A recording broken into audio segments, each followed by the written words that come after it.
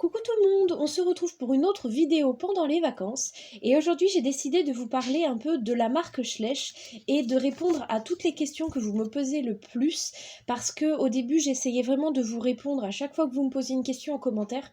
Simplement je me suis rendu compte que vous posiez très souvent les mêmes questions. Ça veut dire que parfois j'avais 50 fois la même question posée et je répondais 50 fois la même réponse. Donc ça me prenait énormément de temps. Donc là, je me suis dit que j'allais y répondre en vidéo, comme ça tout le monde allait avoir la réponse et tout le monde sera bien au courant de tout ce qui touche à la marque Schleich. Donc d'abord, je vous donne le site officiel internet de la marque, donc c'est www.schleich-s.com. Mais sinon, il existe plein d'autres sites internet sur lesquels vous pouvez commander vos Schleich, évidemment. Et en magasin aussi, vous pouvez en trouver facilement à Toys R Us. Moi, j'en achète aussi parfois à Animalisme, il y en a à Jouet Club, etc. Enfin, il y a beaucoup, beaucoup de magasins. J'en oublie plein, mais je pense que vous avez tous des idées, même sur Amazon, etc., pour trouver vos Schleich facilement. Donc, vous devez certainement déjà savoir que c'est une marque allemande, donc qui fabrique des figurines, mais elle a été fondée par Monsieur Schleich en 1935, et au début, il commercialisait des figurines qui étaient sous licence. J'ai découvert ça tout à l'heure en faisant mes recherches. En fait, ça veut dire qu'il ne fabriquait pas des animaux, il fabriquait des personnages qui étaient connus, par exemple Charlie Chaplin ou les présidents, etc. En tout cas, tout ce qui était sous licence, ça veut dire que ça existait réellement. Ou par exemple, un dessin animé comme les Schtroumpfs, c'est sous licence par exemple, parce que ça veut dire que ce sont des figurines qui ne sont pas créées par la marque, mais qui sont... Enfin, qui ne sont pas imaginées par la marque, mais qui sont inspirées d'un film ou d'un personnage connu. Donc voilà, et elles étaient plus grandes, à une plus grande échelle que les Schleich actuelles. Et c'est que en 1980 qu'ils se sont mis à faire des animaux et ils ont commencé à faire de tout, c'est-à-dire autant des animaux de la jungle que de la ferme, de la savane, des chevaux, etc. Et actuellement, de nos jours, c'est les chevaux qui sont les plus vendus puisqu'il existe 200 races de chevaux différents chez la marque Schleich, et à partir de 2003 ils se sont mis aussi à créer des chevaliers, des indiens, des elfes, etc.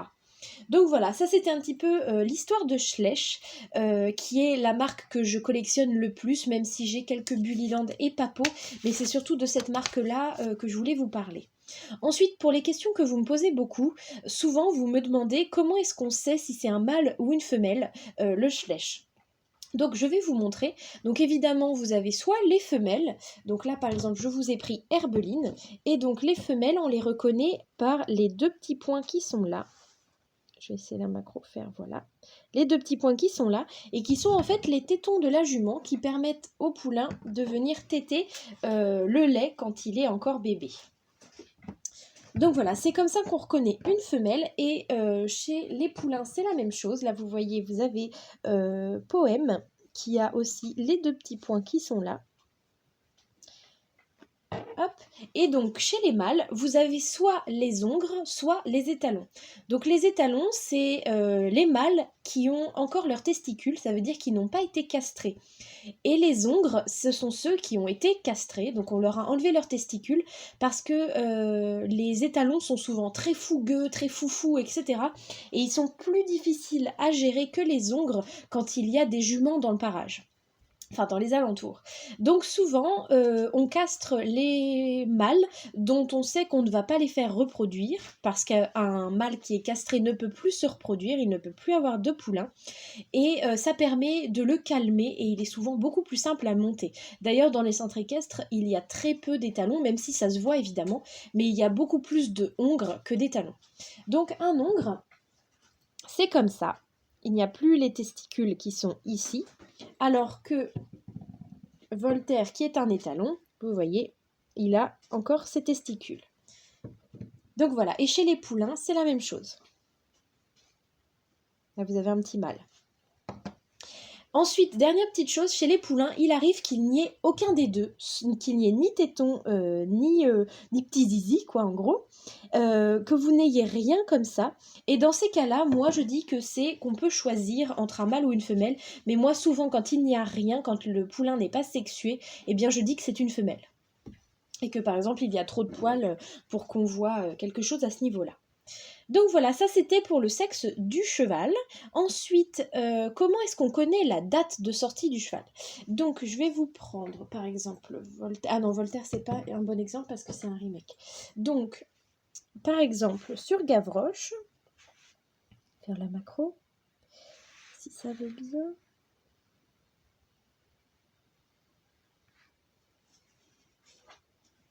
Voilà, non, raté. Bon, en tout cas, ici, vous avez un petit chiffre qui donc là est un 16 pour 2016. Il faut savoir quelque chose chez les Schleich, c'est qu'ils sont toujours fabriqués l'année et commercialisés l'année d'après. Donc quand vous prenez, là par exemple, c'était écrit 16, eh bien il n'est pas de 2016, mais il est de 2017 parce qu'il a été commercialisé l'année d'après sa fabrication.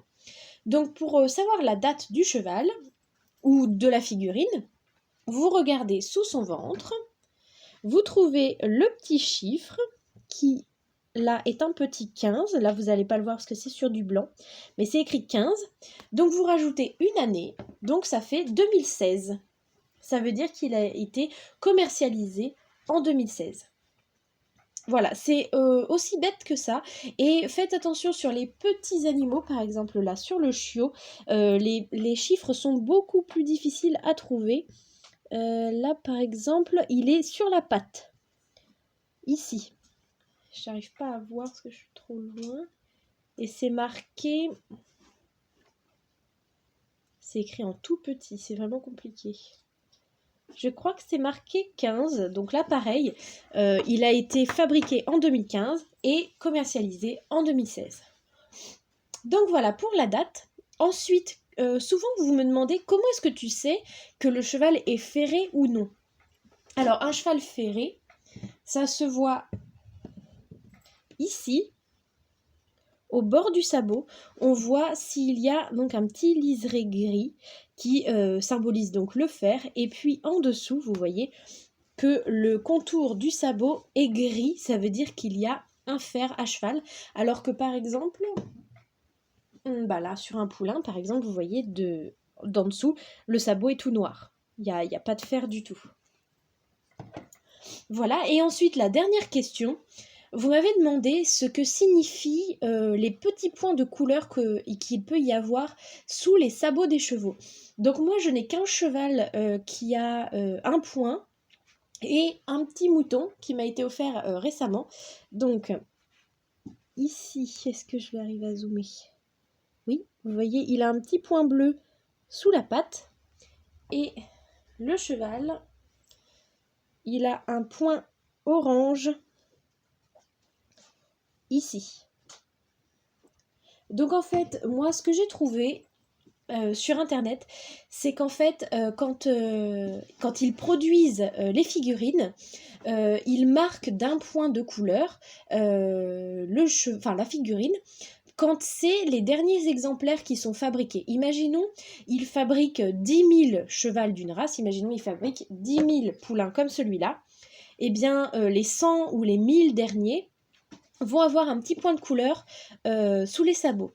Donc en fait, ça ne veut pas dire énormément de choses, ça veut juste symboliser pour eux que c'est les derniers exemplaires qui sont sortis. Ça ne veut pas forcément dire que le cheval vaut plus cher, c'est juste que c'est plus rare d'avoir un cheval avec un point, et surtout que maintenant, ça n'est plus fait sur les figurines récentes. C'était surtout sur les figurines qui étaient anciennes, puisque là, moi par exemple, le cheval Lucifer, il date de 1998. Donc c'était, voilà, jusqu'en 2003-2004, ils ont arrêté de faire ce système-là, puisqu'ils reproduisent, à mon avis, régulièrement des figurines, même des années antérieures, puisqu'ils font des remakes, etc., avec les figurines qu'ils n'ont pas peintes en entier. Donc voilà, ça c'était les principales questions que vous me posez sur la marque, sur les chevaux, comment faire, etc. Si vous en avez d'autres auxquelles je n'ai pas répondu maintenant, n'hésitez pas à me les poser sur cette vidéo-là et j'essaierai de répondre à toutes les questions de cette vidéo. En tout cas, toutes les questions que vous me poserez en commentaire sur cette vidéo-là, parce que je ne reçois pas tout le temps des notifications de ce que vous m'envoyez comme commentaire. Donc voilà, j'essaierai de répondre à tous vos commentaires sur cette vidéo. N'hésitez pas. Et puis, comme d'habitude, je vous fais plein de bisous et je vous dis à demain pour la prochaine vidéo.